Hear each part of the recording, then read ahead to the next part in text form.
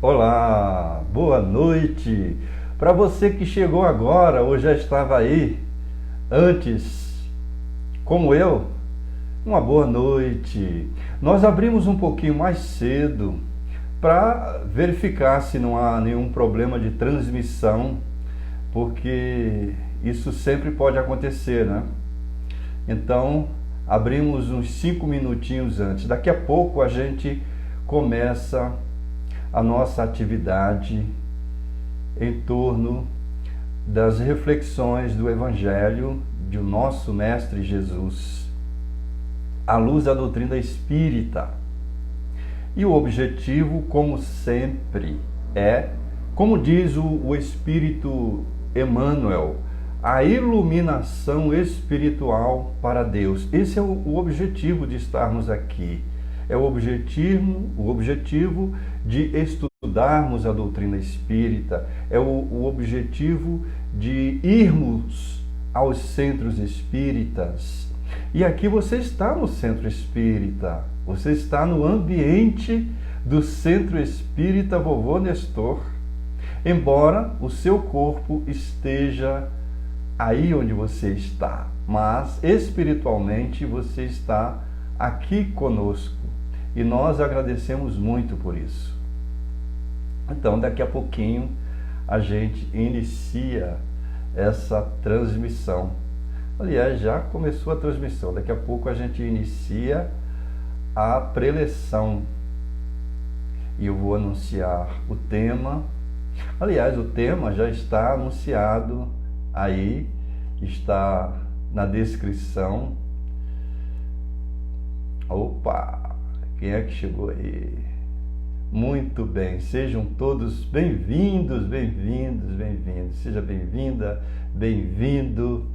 Uma boa noite a você que está chegando. Uma boa noite. Deus abençoe cada um de vocês. Daqui a pouco a gente começa. Muito bom mesmo. Bem, então, vamos iniciar já. Tá tudo tranquilo, a transmissão está fluindo tranquilamente. Opa, bem-vinda, bem-vindo. Tá fluindo tranquilamente? Então, mais uma vez, uma boa noite, bem-vinda, bem-vindo ao ambiente espiritual do Centro Espírita Vovô Nestor. Como eu falei antes, espiritualmente você está aqui, embora seu corpo esteja ou na sua casa, ou na rua, ou na casa de um parente, de um amigo, mas espiritualmente está aqui. Eu sou o Clóvis Lima e nós vamos fazer hoje, esta noite, mais uma reflexão, mais algumas reflexões em torno do Evangelho de nosso Mestre Jesus, à luz da doutrina espírita. Agora vamos fazer, inicialmente, uma prece, e eu vou pedir para que você acompanhe o nosso pensamento, esse pensamento elevado ao alto. Senhor Jesus, aqui estamos mais uma vez reunidos em Teu nome para realizarmos mais esta noite de estudos, de reflexões e também, Senhor, para absorver a Tua paz, o Teu amor, a Tua misericórdia. Permite que os Teus mensageiros estejam aqui conosco, presentes, nos inspirando, nos fortalecendo, nos amparando, nos abençoando, abençoando cada um de nós. Assim seja. Muito bem. Então, as nossas reflexões de hoje estão no capítulo 22 de O Evangelho segundo o Espiritismo, cujo título é Não separeis o que Deus juntou. E o tema que nós vamos abordar para as nossas reflexões é indissolubilidade do casamento e divórcio. Esse tema, quando se trata de casamento e divórcio, primeiramente há 2 pontos a serem considerados. Primeiro ponto: alguns amigos espirituais, instrutores espirituais, como por exemplo Emmanuel, que é o coordenador das atividades mediúnicas de Francisco Cândido Xavier, diz o seguinte: o divórcio, a separação ou o divórcio não devem ser facilitados. André Luiz e Emmanuel falam muito isso. Não devem ser facilitados. Por que eles falaram isso? Vejam, eles não falaram a separação e o divórcio não deve acontecer de jeito nenhum. Ele não falou isso, eles não falaram isso. Eles falaram, não devem ser facilitados. Por quê? Porque não existem uniões casuais. Não existem uniões casuais. Para estar unido aqui pelo matrimônio, ou estar unido sem ser pelo papel, um matrimônio formal, existiu antes um planejamento no mundo espiritual. Aquelas 2 criaturas, aqueles 2 seres combinaram antes virem juntos. Então, e outra coisa, a maioria dos casamentos aqui na nossa Terra, no nosso planeta, que ainda está, veja, não disse ainda está planeta de expiação e provas. Ou seja, a maioria dos casamentos são casamentos que se dizem provacionais, casamentos de provas. Muitas vezes 2 desafetos do passado resolvem se unir para estabelecer o vínculo do amor. Então, por isso que eles disseram, não devem ser facilitados. Porém, há casos em que o divórcio, a separação, é inevitável e muitas vezes até aconselhável. Por quê? Quando há agravamento de débitos de um dos cônjuges, de um dos 2. Então, quando há perigo de morte, há suicídio, perigo de suicídio, perigo de assassinato, etc., ou outras coisas horrorosas. Então, dos males o menor, sabendo-se que esses 2 se separam, mas que no futuro terão que vai ter uma hora que os 2 vão ter que estar juntos, tá? Para se estabelecer, porque a lei de Deus é a lei de amor. É a lei de amor. Então, tem que haver amor entre todas as criaturas, porque Deus é amor. Então, enquanto existirem 2 criaturas que não se amam verdadeiramente, vai haver sempre algo para que se estabeleça esse vínculo do amor. Então, é por isso que não devem ser facilitados, mas há casos em que é inevitável e até aconselhável. Isso Emmanuel coloca, André Luiz coloca. Muito bem. Allan Kardec não tocou nesse ponto, assim, mais enfaticamente, de leve. Digamos que ele deu um toque de leve. Olha o que Allan Kardec vai colocar. Só um parágrafozinho que ele coloca a respeito disso. Ele diz assim, um dia se perguntará, um dia a gente vai perguntar, um dia se perguntará, o que é mais humano, mais caridoso, mais moral? O que é mais humano, mais caridoso, mais moral? 2 seres que não podem viver juntos, se aprisionarem um ao outro, ou restituir a liberdade deles? O que é mais humano? O que é mais moral? O que é mais caridoso? Essas duas criaturas viverem juntas obrigatoriamente, mas elas não estão dando conta dessa união. Ou é melhor restituir a liberdade deles? Allan Kardec coloca essa pergunta no ar, como uma reflexão. E a gente já sabe que os espíritos falam, é melhor, e há determinados casos em que é melhor separar. Quando há perigo de morte, agravamento de débitos. E ele continua. A perspectiva de uma cadeia indissolúvel, quer dizer, aquela obrigatoriedade de estarem juntos, não aumenta o número de uniões irregulares? Não aumentaria o número de uniões irregulares? É verdade. Se duas criaturas estão juntas ali obrigatoriamente, não podem se separar, o que é que vai acontecer? Estão ali obrigadas. Vai acontecer, provavelmente isso ocorre muitas vezes, e que um busque união com outras. Então são uniões com outras criaturas. São uniões irregulares. Mas não é melhor a separação? Porque aí fica tranquilo.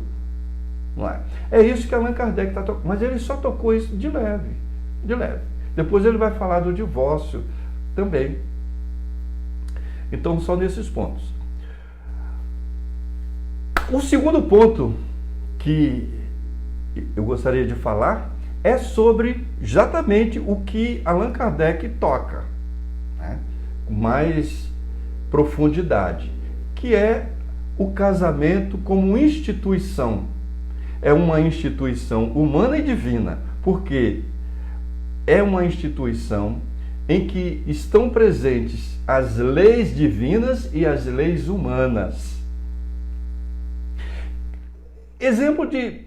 Nós vamos ver um exemplo aqui numa própria passagem, passagem evangélica, que está em Mateus 19, capítulo 19, versículos 3 a 9. Mais uma vez, narra o evangelista, os fariseus se aproximaram de Jesus para testá-lo e provocá-lo. Sempre essas criaturas estão querendo testar o mestre. Eles com aquele seu orgulho, né, e esse rigorismo da lei, né, da lei mosaica, mas é só exterior, nada interior, é exterior, aquele rigorismo da lei. E queriam testar Jesus, fazendo a seguinte pergunta: é permitido ao homem despedir sua mulher por qualquer motivo? É permitido ao homem despedir sua mulher por qualquer motivo? Ali, olha a resposta de Jesus. A resposta de Jesus é a lei divina. É aí que entra a lei divina. Vocês não leram, pergunta Jesus a eles, vocês não leram que aquele que criou o homem desde o princípio os criou macho e fêmea e disse, por isso o homem deixará seu pai e sua mãe e se ligará à sua mulher, e não serão dois, senão uma só carne? Assim, já não serão duas, mas uma só carne. Portanto, o que Deus juntou, não separe o homem. Aí está a lei divina. Dois seres. Por isso que Deus fez um com o sexo masculino e o outro com o sexo feminino, para que haja essa união. Essa união é divina, lei divina. Não existe lei nenhuma que modifique isso. Dois seres, macho e fêmea, foram feitos para se unir. Os sexos foram feitos para a união. Aí tem funções, tem consequências várias. Uma delas é a reprodução. Se não fosse isso, não haveria reprodução. Aí está a união dos sexos. Muito bem. Agora veio a parte humana. Os fariseus e escribas voltam a perguntar a Jesus: por que então Moisés ordenava que desse carta de divórcio e despedisse a sua mulher? Por que então? E Jesus responde: por causa da dureza dos corações de vocês.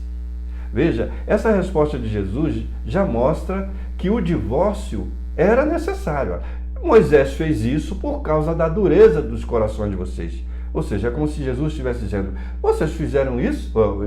Moisés ordenou que desse a carta de divórcio porque no casamento não havia amor. Não havia amor. Porque na lei divina há duas partes, uma material, né, que favorece a reprodução, e a outra que é moral, uma lei material e a moral. A moral é a lei do amor. Então, quando não há amor, por isso Moisés, é isso que Jesus está dizendo aqui, por isso que Moisés ordenou que desse a carta de divórcio.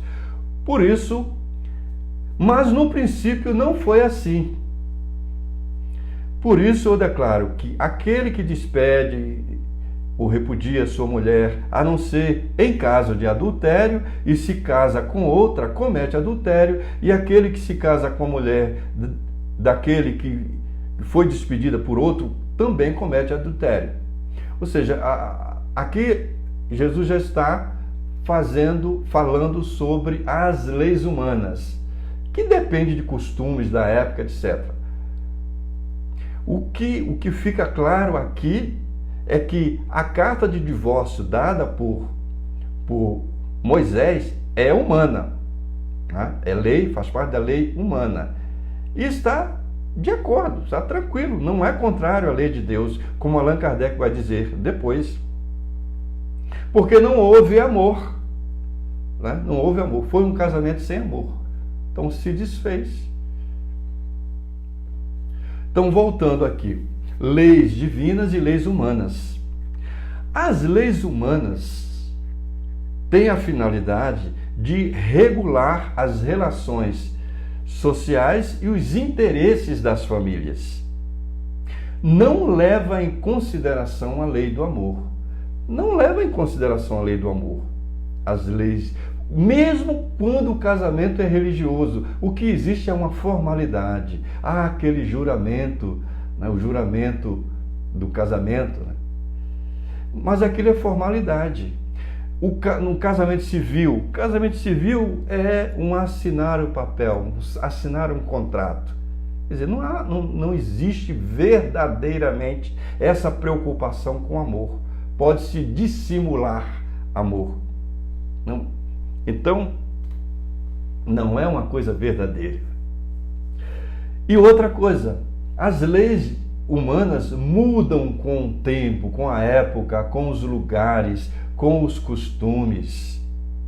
Como esse que acabamos de ver, quando Jesus estava respondendo aos fariseus. Há países em que o casamento legítimo é só o religioso. Há outros países em que, além do religioso, é necessário o casamento civil. E há países em que basta o casamento civil.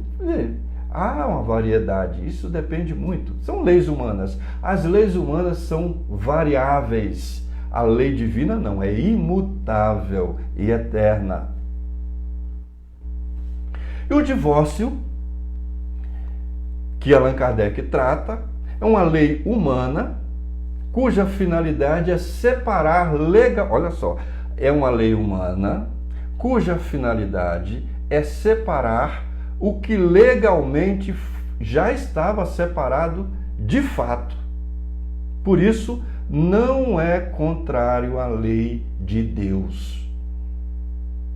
Porque não se levou em conta a lei do amor, a lei divina do amor. Então não é contrário. Separar legalmente o que já estava separado. É isso. Eu queria mostrar aqui esse livro. Se você quiser mais detalhes a respeito de casamento e divórcio, aqui está. Ó. Esse livro é sensacional. Aqui ele fala sobre casamento no capítulo 7, sobre divórcio no capítulo 8, ele fala sobre homossexualidade. Veja, né? Aqui é um livro de 1970 e pouco. Emmanuel já falava em homossexualidade, não falava homossexualismo, porque homossexualismo dá a ideia de doença. Ele falava aqui homossexualidade, é interessante isso, né? Mas aí tá, e capítulo 7 e capítulo 8, Vida e Sexo, de Emmanuel, psicografado por Francisco Cândido Xavier. Agora vamos passar para o nosso momento de vibração. E eu vou pedir a você para que acompanhe conosco essa vibração que nós vamos fazer, começando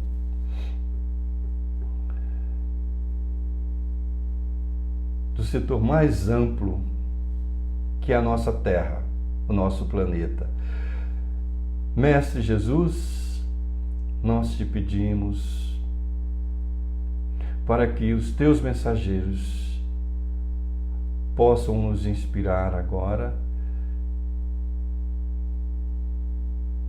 e que o nosso pensamento, as nossas vibrações cheguem até os destinos que tivermos em mente e em nosso coração. Permite, Senhor, por misericórdia,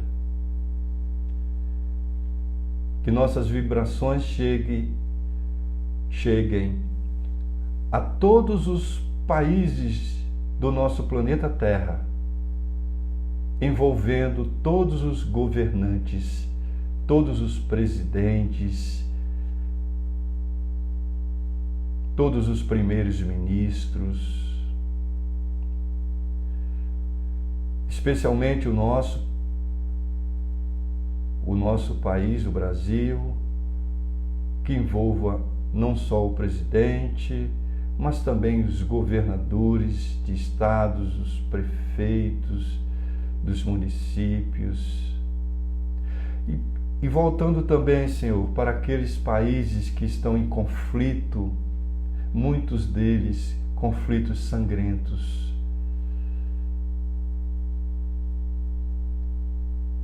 Que a tua misericórdia chegue até eles, Senhor, principalmente aqueles que sofrem com esses conflitos, aqueles que passam pela provação e por expiações terríveis. Pedimos também, Senhor, que as nossas vibrações, os nossos bons pensamentos cheguem até aqueles que não têm um lar, que estão por aí, pelas sarjetas, pelas ruas, embaixo das pontes. Ainda mais agora, Senhor, com esse frio, nós estamos aqui agasalhados. E eles, Senhor, e eles? Pedimos por eles. Pedimos também, Senhor, por aqueles que estão encarcerados, aqueles que estão presos em cadeias públicas e privadas. Muitos deles em condições terríveis. Cadeias lotadas e outros problemas.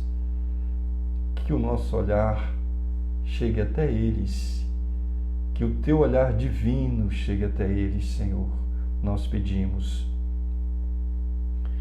Pedimos também, Senhor, por aqueles que sofrem num leito de hospital, sejam parentes, sejam amigos, sejam conhecidos e até aqueles que não conhecemos, Senhor. Muitos sofrem. Pedimos que a tua misericórdia chegue até eles. Muitos deles estão presos no lar, numa cama. Pedimos por eles também. Se não for possível a cura, mas que eles recebam a força, a confiança, a coragem de suportar a prova, Senhor. Que toda prova sabemos que é necessária, mas muitas vezes a gente esquece disso, a gente se esquece. Pedimos por aqueles profissionais que estão na linha de frente, trabalhando sem cessar. Não deixaram, não pararam de trabalhar, enquanto muitos ficaram trabalhando nas suas próprias residências, no próprio lar. Eles estavam lá na linha de frente. Nós pedimos por todos eles, Senhor. Pedimos também por todos aqueles que conhecemos, conhecidos nossos, amigos, pelos nossos parentes distantes, e aproveitando, Senhor, por aqueles que já desencarnaram, aqueles que desencarnaram já e aqueles que estão desencarnando neste momento, que eles sejam recebidos no mundo espiritual. Essas vibrações cheguem até eles, vibrações amorosas do teu coração amoroso. E o nosso lar, Senhor, agora é a vez do nosso lar. Nós pedimos por cada um de nós, no nosso ambiente familiar, envolva cada um deles em clima de paz, de compreensão e de amor.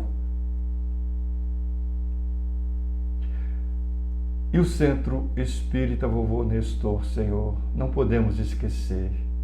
Seus trabalhadores abnegados, devotados, envolva também todos eles, Senhor.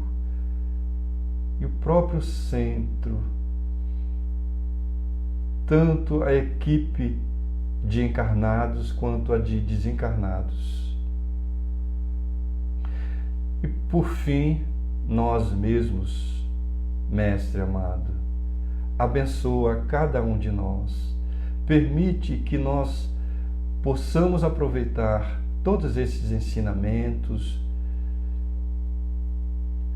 para avançarmos pelo menos milímetro à frente, que tenhamos a coragem de transformar-nos cada dia, ser melhor hoje do que fomos ontem e melhor amanhã do que somos hoje. Reconhece-se o verdadeiro espírita, que é o verdadeiro cristão, pela sua transformação moral e pelos esforços que emprega para domar as suas más inclinações. Que esse seja um lema para nós. E o outro lema, fora da caridade não há salvação. Assim seja, Senhor. Amiga, amigo, muito obrigado. Deus abençoe você. Deus abençoe e agradeço mais uma vez pela paciência. Mas foi muito bom estarmos juntos, não é isso? Uma boa noite para você.